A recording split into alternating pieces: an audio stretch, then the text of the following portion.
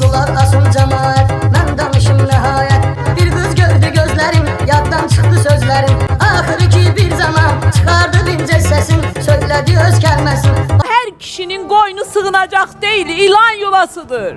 Donup yerimde kaldım, biraz hayala daldım. Düşündüm ki düz değil, çok ağıllı söz değil. Soruştum derdin ne değil, bu cür cevap söyledi.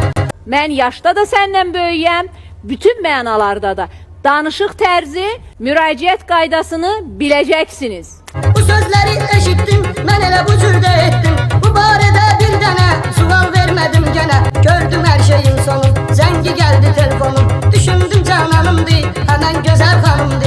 Desteği tez götürdüm, birden özümü yitirdim. Ses Özge'nin sesiydi, onun rəfiqəsiydi. Ağzını açan kimi polisə qaçır. Ağzını aç, qız polislədir. Artır ürəkdə yaram, bu da benim bir